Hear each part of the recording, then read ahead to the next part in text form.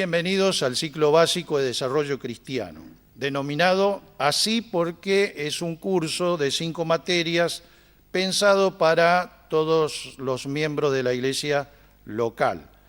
Para obtener la certificación del Instituto Bíblico Sudamericano, es muy importante inscribirse como alumno regular, llenando una solicitud de ingreso y abonando un pequeño arancel anual. El costo de inscripción y evaluaciones será siempre muy accesible para todos. A los videos acompaña un material escrito que cada alumno debe tenerlo. Al concluir, cada materia tiene un cuestionario que el estudiante debe completar y enviar al IPSA por mail o fax. Al recepcionarlo, el Instituto Bíblico vuelve a enviarle otro más breve como evaluación final. Una vez completada dicha evaluación, el alumno lo envía a las oficinas del IPSA para ser corregido y calificado. Reitero, esto debe hacerse por cada materia. Completada las 5, recibirá su correspondiente certificado.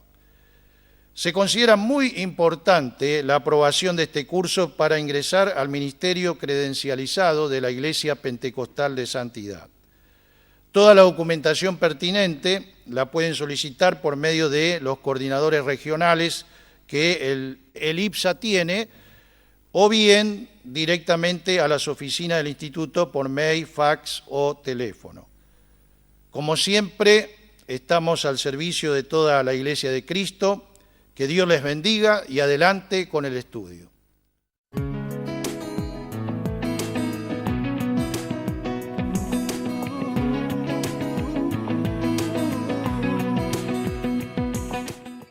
Vamos a comenzar con esta clase cuyo título es Introducción a las Doctrinas Básicas. Primeramente quiero presentarme, mi nombre es Marcelo Esquivel, soy profesor de esta materia. Y básicamente lo que vamos a ver, y ustedes tienen en su nota, es una introducción a las doctrinas básicas. Esto es algo que hay que tener en cuenta desde el principio. ¿Por qué? Porque es una introducción. Es decir, vamos a introducirnos en esta materia para ver aspectos fundamentales y para que ustedes tengan el conocimiento acerca de cuáles son las doctrinas básicas y bíblicas que cree, enseña y ha predicado históricamente la Iglesia Pentecostal de Santidad. Pero para no crearse falsas expectativas, tenemos que tener en cuenta esto, que son principios básicos, fundamentales, pero que no vamos a tratar o enfocar de una manera total, sino que es solamente ir abarcando algunos aspectos fundamentales. Es una introducción, simplemente una introducción. La Iglesia Pentecostal de Santidad históricamente ha definido, ha aceptado y ha enseñado y predicado 5 doctrinas bíblicas como básicas y fundamentales en la experiencia y en la fe del cristiano. Son estas: conversión, santificación, bautismo en el Espíritu Santo, sanidad divina y segunda venida. En este primer bloque lo que vamos a ver es la primera de ellas, que es la conversión.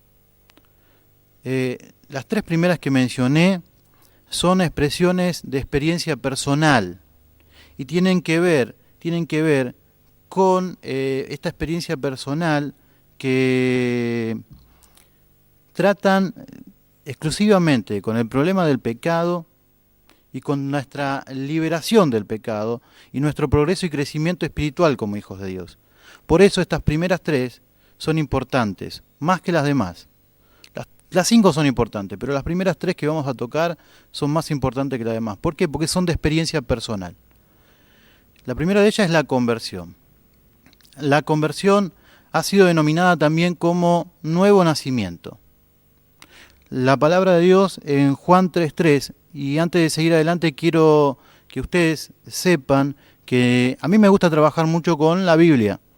Es decir, que en este curso se va a utilizar mucho la Biblia como base fundamental para realizar este estudio.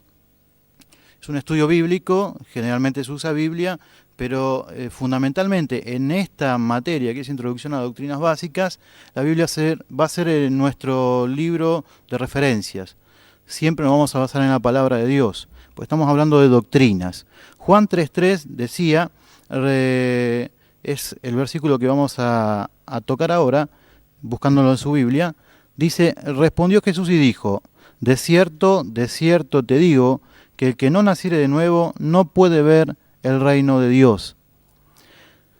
Es interesante este versículo que habla de un nuevo nacimiento, que es básicamente lo que es la conversión, es un nuevo nacimiento. Jesús, en una charla con un maestro de la palabra, le estaba diciendo que si él quería convertirse, lo que tenía que hacer básicamente era nacer de nuevo. Tiene que nacer de nuevo, la persona tiene que nacer de nuevo. Si vamos a la etimología de la palabra conversión, nos vamos a dar cuenta que la conversión y la naturaleza de la conversión tiene que ver con un acto de volverse. Volverse. Y tiene dos aspectos. ¿Volverse para qué? Para apartarse del pecado. Volverse para apartarse del pecado. La palabra de Dios en Hechos 3:26 nos dice, a vosotros primeramente, Dios, habiendo levantado a su Hijo, lo envió para que os bendijese, a fin de que cada uno se convirtiera de su maldad. Ahí tenemos la palabra convirtiera, o sea que se vuelva de su maldad, volverse del pecado, pero también volverse para acercarse a Dios. Hechos 9:35 dice, y le vieron todo lo que habitaban en Lida y en Sarón, los cuales se convirtieron al Señor. Otra vez vemos la palabra conversión y la nota predominante es volverse. Hechos 14:15 dice, y diciendo, varones, ¿por qué hacéis esto? Nosotros también somos hombres semejantes a vosotros, que os anunciamos de que de estas vanidades os convirtáis al Dios vivo, que hizo el cielo y la tierra, el mar y todos lo que en ellos hay. Está hablando de que se tenían que convertir de sus vanidades al Dios vivo. Y Hechos 26:18 dice, para que abras sus ojos, para que se conviertan de las tinieblas a la luz y de la potestad de Satanás a Dios, para que reciban por la fe que es en mí perdón de pecados y herencia entre los santificados. Notoriamente vemos en la palabra de Dios que constantemente la palabra nos está invitando a hacer un acto de volverse. ¿Volverse de qué? Volverse del pecado y volverse hacia Dios. Esto es básicamente lo que es la conversión. Cuando predicamos esta doctrina, la presuposición es que el hombre está marchando en una dirección equivocada. El hombre está marchando en una dirección errónea. Por eso es que debe volverse. Y este acto de volverse es de las tinieblas a la luz, y del poder de Satanás a Dios, y de los ídolos al Dios vivo. Leíamos en Hechos 26:18, para que abra sus ojos, para que se conviertan de las tinieblas a la luz, y de la potestad de Satanás a Dios, para que reciban por la fe que es en mí perdón de pecados y herencia entre los santificados. Esta obra es una obra de la gracia de Dios. Es una obra de la gracia de Dios, pero que requiere también un acto por parte del hombre. No es solamente una obra de Dios que no requiera nada del hombre, sino que también requiere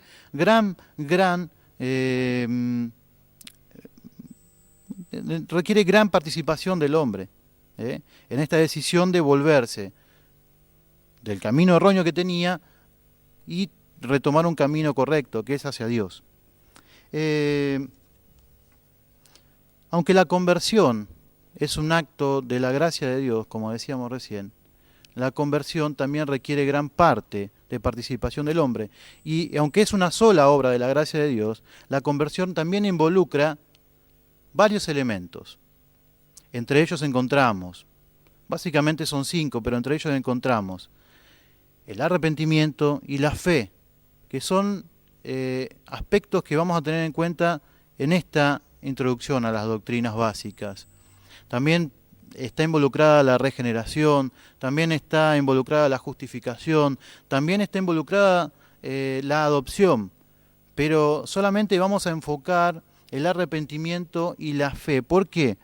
Porque, no quiero ser reiterativo, pero ustedes en su material se van a dar cuenta de que en la conversión la gracia de Dios es muy importante, es fundamental, pero tanto en el arrepentimiento como en la fe vamos a ver que se necesita una cuota de participación del hombre, en el cual el hombre tiene un cierto grado de responsabilidad también.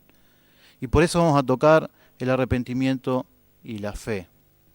Pero tengan en cuenta esto, que la conversión, dentro de la conversión están involucrados 5 elementos: arrepentimiento, fe, justificación, regeneración y adopción. Bien, ustedes tienen su material, vamos a pasar a una página donde vamos a hablar del arrepentimiento. Allí en sus notas ustedes verán una serie de definiciones acerca de la conversión, pero como ustedes tienen su material, yo quería poner énfasis en esto, en lo que en lo que hablaba recién acerca de este acto de volverse y estos aspectos de qué, volverse de qué, volverse tanto de este camino de maldad como también volverse hacia Dios. ¿Cuáles son los resultados? ¿Cuáles son los resultados de la conversión? Los resultados de la conversión básicamente son estos: nuestros pecados son borrados. Nuestros pecados son borrados. Y vamos nuevamente a la Biblia, que es lo que yo decía que es nuestra base de estudio. La Biblia, vamos buscando en el libro de Hechos, capítulo 3. Yo lo tengo acá en mi computadora. Hechos capítulo 3, versículo 19. Dice: así que arrepentíos y convertíos, para que sean borrados vuestros pecados, para que venga de la presencia del Señor tiempos de refrigerio. Es decir, que el primer resultado de la conversión es que nuestros pecados son borrados. Arrepentíos y convertíos, para que sean borrados vuestros pecados, dice la palabra de Dios. El primer resultado de la conversión es que nuestros pecados son borrados. Pero también recibimos una herencia entre los santificados. Otro resultado que produce la conversión, el acto de la conversión, es que recibimos una herencia entre los santificados. Hechos, capítulo 26, y en el versículo 18, nos muestra, este pasaje dice: para que abras sus ojos, ya lo habíamos leído, para que se conviertan de las tinieblas a la luz y de la potestad de Satanás a Dios, para que reciban por la fe que es en mí perdón de pecados. Vemos de vuelta una de las consecuencias, que es el perdón de pecado, y herencia entre los santificados.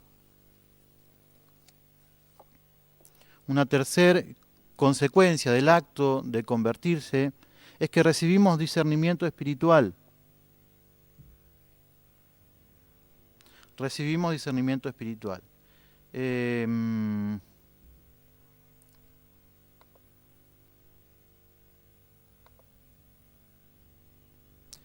Segunda de Corintios, capítulo 3, versículo 16, dice: pero cuando se conviertan al Señor, el velo se quitará. Cuando se conviertan al Señor, el velo se quitará. Otra de las consecuencias es que nos coloca en un nuevo servicio y nos da una nueva esperanza. Primera de Tesalonicenses. A mí me encanta esto porque Primera Tesalonicenses capítulo 1, versículos 9 y 10. Me encanta esto. No sé si a todo el mundo le gustará, pero a mí me encanta de los estudios bíblicos o de las enseñanzas cuando se utiliza mucha Biblia. Y que no hace falta hablar demasiado o traer conceptos muy de allá arriba, sino que ya los tenemos expresados en la palabra de Dios, que es lo mejor para una enseñanza. La palabra de Dios, siempre digo que la palabra de Dios se explica con la misma palabra. Y en Primera de Tesalonicenses 1, capítulo 9 y 10 dice, porque ellos mismos cuentan de nosotros la manera en que nos recibisteis y cómo os convertisteis de los ídolos a Dios para servir al Dios vivo y verdadero y esperar de los cielos a su Hijo, el cual resucitó de los muertos, a Jesús, quien nos libra de la ira venidera. Dice, ¿y cómo os convertisteis de los ídolos a Dios? ¿Para qué? Para servir al Dios vivo y verdadero. Habla de un servicio, habla de un nuevo servicio y de una nueva esperanza. ¿Por qué? Porque la última parte del pasaje, o la parte B de este pasaje, o el versículo 10 dice, y esperar de los cielos a su Hijo, al cual resucitó de los muertos, a Jesús, que nos libra de la ira venidera. Es un pasaje que nos da esperanza. La conversión no solamente nos coloca en un nuevo servicio, sino que nos da también una nueva esperanza. Estos son algunos de los enfoques que me gustaría, que quería centrarme, a pesar de la nota que ustedes tienen, para que quede bien en claro qué es la conversión y cuáles son los resultados de la conversión. Ahora sí vamos a pasar a la segunda página y vamos a ver uno de los elementos importantes, como ya les dije, uno de los elementos importantes de la conversión, que es el arrepentimiento. El arrepentimiento es algo muy importante. El llamado al arrepentimiento es una nota dominante en la proclamación divina, tanto en el Antiguo Testamento como lo es en el Nuevo Testamento. ¿Por qué? Porque no puede haber, eso ustedes lo tienen en nota, pero no puede haber profunda convicción de pecado, no puede haber remordimiento de conciencia ni reconocimiento de maldad si no hay antes una fiel proclamación para el arrepentimiento. Vamos a ver en la Biblia, que el arrepentimiento fue predicado por Juan el Bautista, fue predicado por Jesús, fue predicado por los apóstoles, fue predicado por Dios. No puede haber convicción de pecado, no puede haber remordimiento de conciencia si no hay una fiel proclamación para el arrepentimiento. Vamos a compartir unos pasajes bíblicos donde queda bien en claro esto, donde queda bien en claro la proclamación de arrepentimiento y después vamos a hablar de algunos conceptos acerca de esto. El primer pasaje que vamos a ver se encuentra en Mateo capítulo 3, así que vayan buscando en sus Biblias, Mateo capítulo 3, en el versículo 1 y 2, dice, en aquellos días vino Juan el Bautista predicando en el desierto de Judea y diciendo, arrepentíos, porque el reino de los cielos se ha acercado. ¿Qué decía Juan el Bautista? Arrepentíos, porque el reino de los cielos se ha acercado. Noten esta era la predicación de Juan el Bautista. Arrepentíos, porque el reino de los cielos se ha acercado. Y todos saben lo que Jesús opinaba de Juan el Bautista. Jesús decía que no habrá, ni hubo un profeta como Juan el Bautista. No habrá uno mayor, no habrá alguien mayor que Juan el Bautista. ¿Y cuál era la predicación de Juan el Bautista? Arrepentíos. Arrepentíos porque el reino de los cielos se ha acercado. Juan el Bautista predicó arrepentimiento. Jesús predicó arrepentimiento. En Mateo 4, y en el versículo 17, dice, desde entonces comenzó Jesús a predicar y a decir, arrepentíos, porque el reino de los cielos se ha acercado. Es la misma predicación de Juan Bautista, ahora en boca de Jesús. Comenzó a predicar Jesús y a decir, arrepentíos, porque el reino de los cielos se ha acercado. Esta es la predicación. Muchas veces nosotros tratamos de hacer una predicación más teológica, más profunda, pero no nos damos cuenta de que debemos llevar a la gente al arrepentimiento. Y es una nota predominante, como le decía, tanto en el Antiguo Testamento como en el Nuevo Testamento, acerca de la importancia de predicar arrepentimiento. ¿Para qué? Para que haya convicción de pecado, para que haya remordimiento de conciencia. Porque la gente, la mayoría de la gente, si uno habla con la gente cree que está bien, que no necesita nada, que lo que él hace está bien lo que hace, que su vida está bien. ¿Pero por qué? Porque no tiene una convicción de pecado. ¿Por qué? Porque no tiene un remordimiento de conciencia. La gente cree que lo que hace está bien, no le hace mal a nadie, no se mete con nadie, no se porta mal. ¿Pero por qué? Porque nadie le ha predicado arrepentimiento. Porque nadie le ha predicado que se arrepienta de sus caminos. Entonces, esto debemos tenerlo en cuenta. Los apóstoles también predicaron arrepentimiento. En Lucas 24, vamos a recorrer la Biblia bastante, como les decía. Lucas 24, capítulo 24 y versículo 47. Igual lo tienen en su nota, pero aquellos que no tienen nota o por ahí no cuentan con la nota, pueden ir tomando nota de todos estos versículos.